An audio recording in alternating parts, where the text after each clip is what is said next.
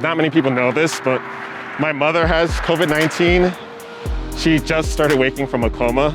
She was out for about 3 weeks, so it is real. I know here in Austin, we haven't felt it that much, and I think it's partially because of practices like this. So you gotta think about yourself as a person and your family. If you're not settled, then it's hard to do anything, right?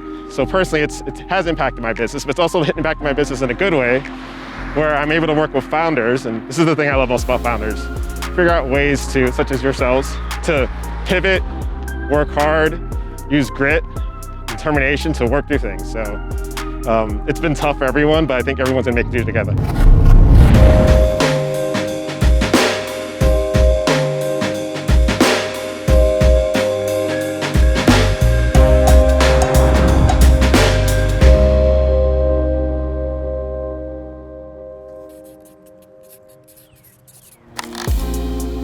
Welcome to another episode of the Blended Sense Walk and Talk. This morning we're walking in the trendy East Austin. And today our special guest is the voice for underrepresented founders. He serves on boards of organizations like Women at Austin and is an active mentor in accelerators like Div Inc. Please welcome ATX Startup Attorney, Frankie Arvelo. Nice to be here, guys. So happy to have you here this morning. Thank you for making it out at 6 a.m., 6:30. And we're really pumped to have you. You know, for me, Frankie, I come from the city in New York, and growing up, the first profession that I thought I was going to be was a lawyer. And then I found out to be a sports agent, you didn't have to be a lawyer. So I was like, what's the point? Yeah. But well, you know, me personally, when we started Blended Sense, one of the most important things for us before we moved into the marketplace and started doing business was to find legal representation. And that was so difficult to maneuver. So I'm really excited to have you today. I know that just like us, there's so many startup founders that have these questions in their mind. Should I pay for an attorney? Should I not? Is it worth it? What does it mean to have an attorney? So I'm excited to answer some of those questions and hopefully bring some value to the people. But let's start with you. If you could give us a little introduction. Where were you born? Why law? And why Austin? Absolutely. Happy to talk about myself like every other lawyer in the world. I could go on forever. So I'm originally from New York City, the city as we call it. Moved to Boston, that's where my family is now. Quick background, went to Penn, UMass, UT, that's what brought me to Austin. And why law? It's sort of it's a way to help companies, help founders, just by having knowledge and deep knowledge in helping them raise money, issue shares, hire people. It's a really awesome way to be able to help a ton of people. That's awesome. Thank you.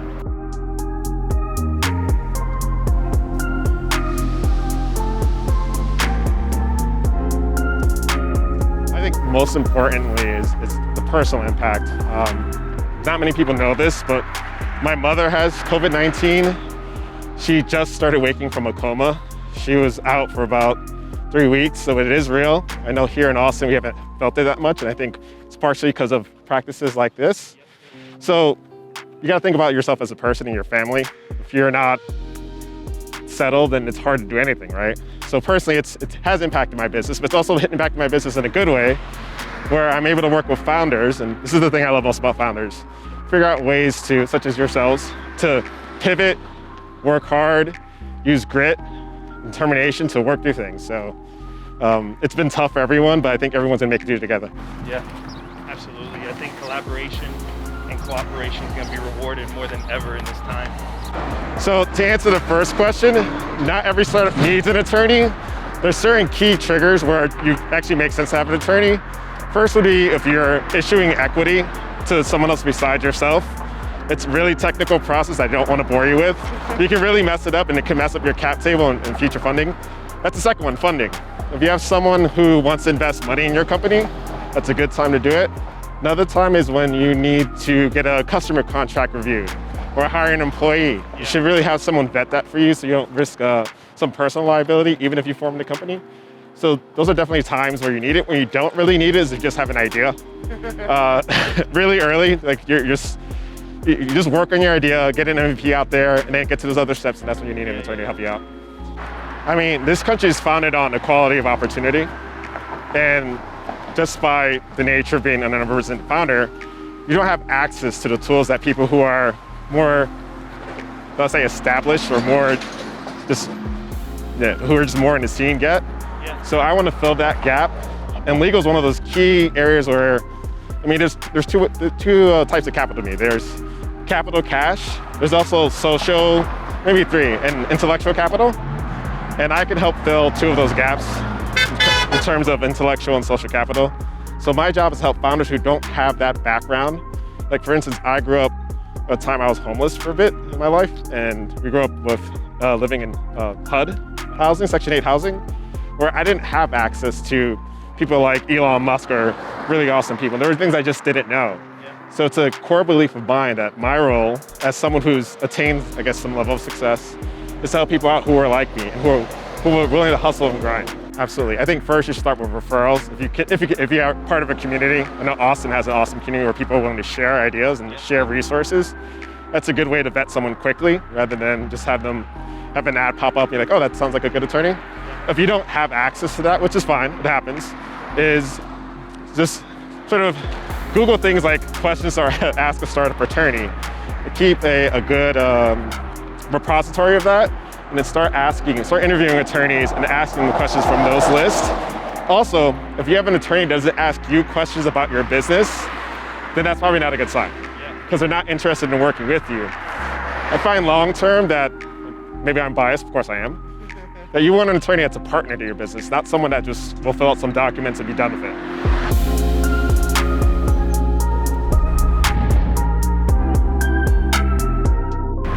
Frankie, this has been such a pleasure so far. I want to get into the big picture and the vision. You know, every startup entrepreneur that I know, they're looking for one or two things, hopefully three really, before even a raise or an exit. Hopefully they're looking to solve a problem, right? Yeah, that's the hope. Yeah, right? So that's the whole purpose of existing. I had to stop myself there for a second. So they're looking for three things. The first one is solve a problem, but then the one or the other or both is raise capital, and then either a liquid, we call it a liquidation or a liquid event, which is either exit or a liquidity event. Liquidity event. There's the jargon. I'll give you the jargon. The liquidity event. You don't want a liquidation. Liquidation's bad. No, it means you're going under. Liquidity event. Don't sell the thing. Yeah. Right? But talk to us about, as a startup entrepreneur, so many of them fail. Yeah. Let alone raise capital. Yes. So walk us through that. I mean, I'm currently going through that with our startup, and it is a very complex instance and situation. So walk us through that. What are some tips that you would tell a startup founder when it comes to raising capital? So I'll talk about a founder that's early stage, not someone that's Series A, Series C. So first big raise, right? First big raise, maybe a convertible note round. First, really try as much as you can to get some customers. Get some revenue. The game has changed where even angels are asking you to have a ton of revenue before you come to them. It's just the nature of the game, unfortunately. If you need a bridge to get you over there, look at alternative solutions, maybe a revenue financing loan or look for friends and family if you can. If not, just you have to be creative, look for deals with vendors if not. After that, after revenue. What's a revenue financing round? A revenue financing loan, I'm gonna have a blog post about that in the next couple of weeks actually. Amazing. Is you promise a portion of your revenue to pay back a loan. Got it. And it's normally like 2x the principal. So let's say you get 100K, then you're gonna promise to pay back 200K, and it's normally between 3 to 5 years. Got it. And you'll pay like maybe 5% of your revenue until then. Got it. So it's a little bit, it's not as beneficial to founders because you're wrapping up a portion of your revenue, but it gives a little bit more upside to the potential investor, which in times like these, you might have to just go down that route. That makes sense. So then, let's talk about a regular convertible note. It's really important to understand who's there. I think the most important thing founders need to understand is their time is worth a lot, even if their company technically isn't. So understand who's actually active in the scene and who just likes talking about being an investor. It's finding the right people. I love that. And then if you can find the lead who can bring other people to the game, that's really key. Yeah. And when you're looking for a lead, like, are you asking for that? Is the lead one of those things that through these meetings you identify and say this is the person? Is that like more of a partner than an investor? What is a lead? So a lead, exactly. A lead is your partner. A lead is an investor that wants their investment to do well, and they're going to want you to succeed. You find a lead by honestly asking the community and figuring out who's involved in the most deals and who can pull people in. Because you oftentimes have investors who are like, hey, is Samantha in? Or is Frankie in? And if they say yes, if you hear yes, all right, I'm in. Otherwise, they're going to sit on the sidelines, and again, you're wasting your time. Yeah, that makes sense. I love that.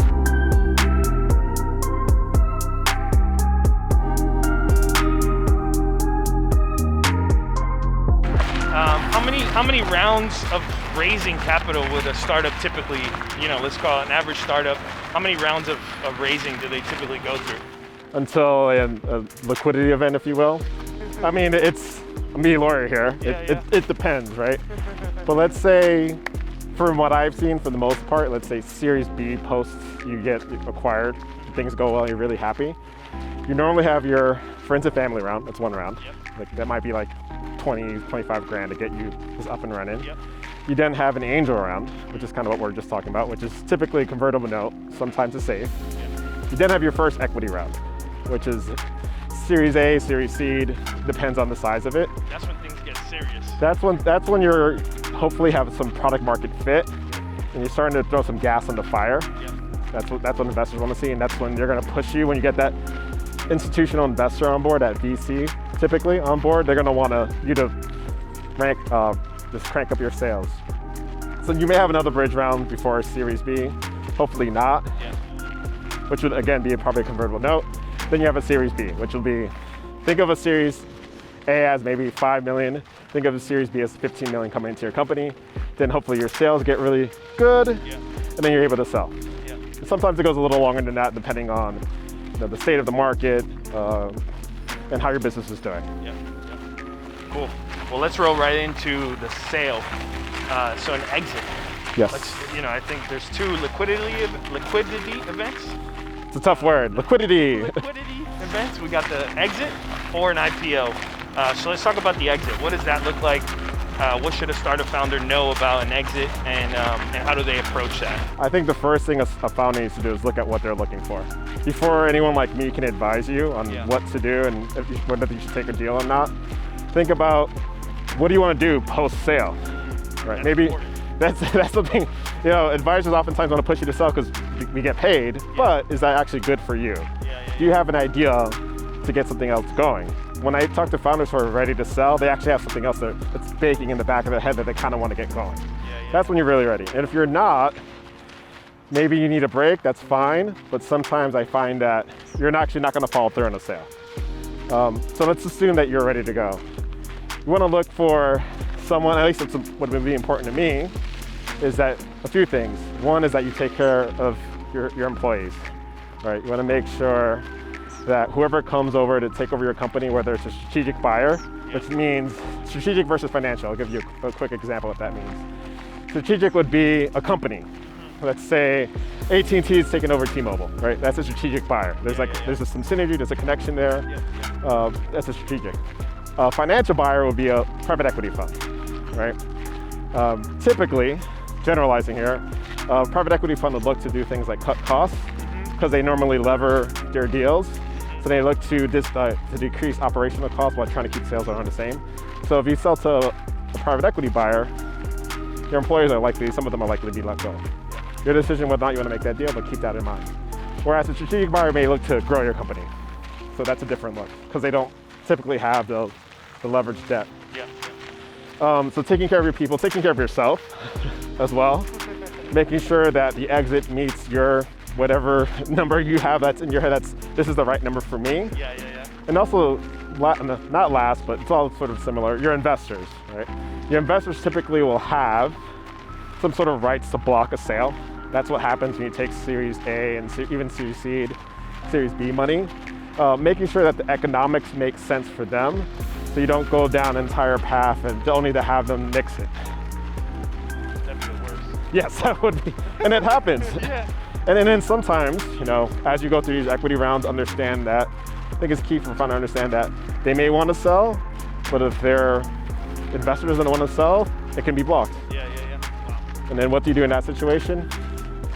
It's a tough one. That is not a situation to be in. No, no, no. And then the last part, I want to close it out today. This has been such a blessing for myself learning, and I'm sure everybody out there is learning as well. But what about an IPO? What's that look like? How does a founder approach that? And you know, I know that's like the unicorn, right? The golden ticket. That's the unicorn, and I'm gonna be honest, that's not where I specialize, but from what I've heard, right, take it with a grain of salt. I know you go go hit a bell somewhere. Yeah, you go hit a bell. It's a really exhausting process. Yeah. You have to go on road shows, you have to talk to bankers, you have to prepare every single filing in the world. Yeah. You become a rock star, if you will. If you sell your company in the private market, you could be somewhat anonymous. Yeah. Once you begin to go public, just realize your life will change. People know who you are. Yeah. You have a lot of press around you. But, you know, hopefully the upside's worth it, where if you're gonna IPO, it's because you've done really well. Yeah. Awesome, Frankie. Well, thank you so much for walking and talking with me this morning. I hope you enjoyed that. I'll let you get back to your day, but if you could let the people know where they can find you, get in contact with you, seek out some advice, that'd be awesome. Absolutely, man. Albert, this is awesome. You can find me at ATX Startup Attorney.com. You can also find me on LinkedIn, Frankie Arvelo, Frankie, Arvelo, ARV as in Victor, E as in Eagle, L as in Larry, O as in Oprah. Amazing. You were such an awesome guest today. Thank you so much for being here. Again, my name is Albert Baez. Tune in to the next episode of Walk and Talk. If you're looking to be a guest on the show, shoot us an email at hello@blendedsense.com and follow us for all news and announcements at www.blendedsense.com or any of our social, Instagram, LinkedIn, or Facebook at Blended Sense. Remember to keep walking.